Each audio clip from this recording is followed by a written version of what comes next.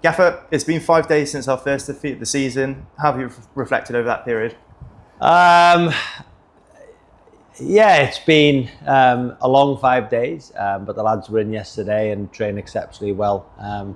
They've been magnificent. I'm so proud of them, the way they've embraced myself and John, and the new players have fitted in really well. To think before a ball was kicked, somebody would have said to me and my staff and my players, 14 games, 1 defeat, second in the league, would have taken it. But as a group, I think we got it wrong against Rochdale. I think we went away from our aggressive, front-footed, all-action, high-pressing style of football. I think we focus on the opposition too much. That's myself and my coaching staff. I don't think I give my players the best opportunity to win a game of football. We changed shape into a 3-5-2. We let their centre halves have it. We didn't really press them. And I went away from my philosophy. Listen, you can change philosophy and your structure within a game, but in terms of how we started the game, we started the game unbelievably well with Cairo's chance. Listen, nobody means to miss, but it was a huge chance.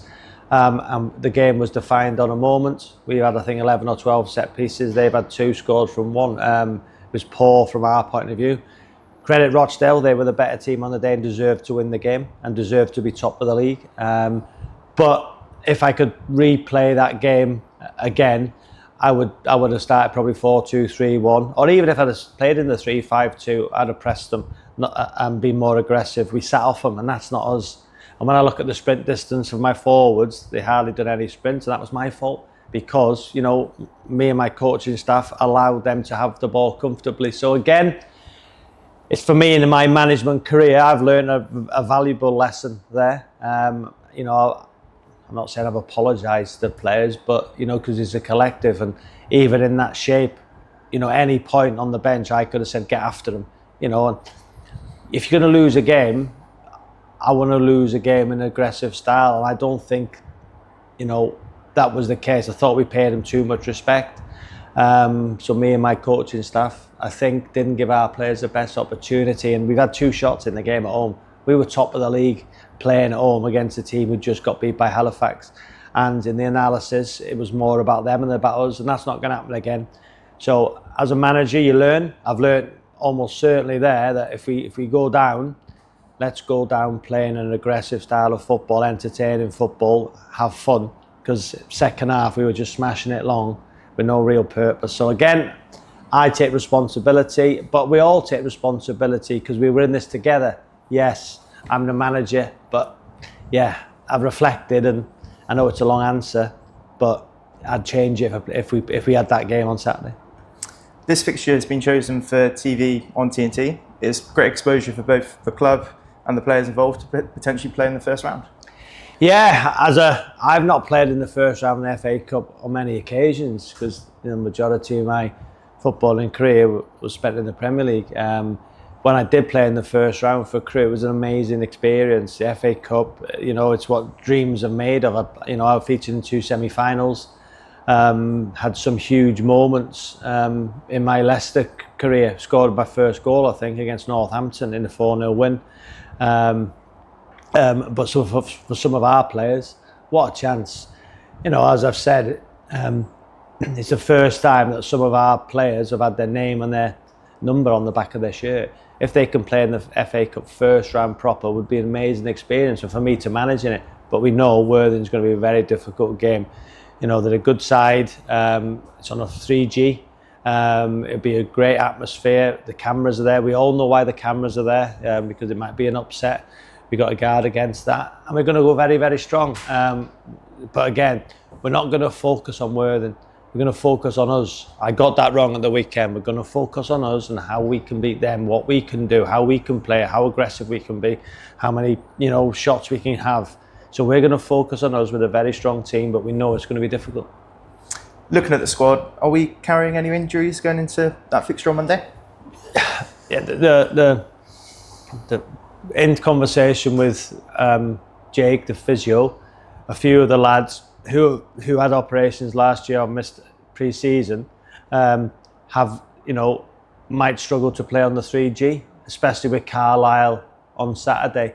So again, it's going to be a balancing act. I want to play my strongest possible team that's available.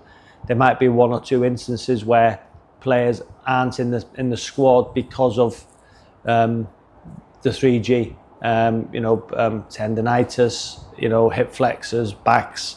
So we'll look at that, but we want to go as strong as we possibly can. So there might be one or two changes to the 11, to the 18, but I'm not going to make excuses whatever happens, because whichever 18 are out there should be strong enough if we play as we do to have enough. And as you mentioned the 4G there, does that bring any tactical changes? Not really, because the Macclesfield boys played it every other week. What you'll find is what we got used to is that if the ball goes over the top and how much rubber crumb is down. If it is rubber crumb, I don't know what the surface is underneath. The ball will spin and stop quicker and hold up. So we got used to that at Macclesfield, and the 3 Macclesfield players, understand it. It is a bit different when you're playing it not regularly. But again, it's going to be the same for both teams. They'll be more used to it, so they'll know the bounce of the ball. They'll know if it's wet or slip, or how far it slips off. So again, it will play a part. But again, it's under the floodlights. So you'll be able to pop the ball around.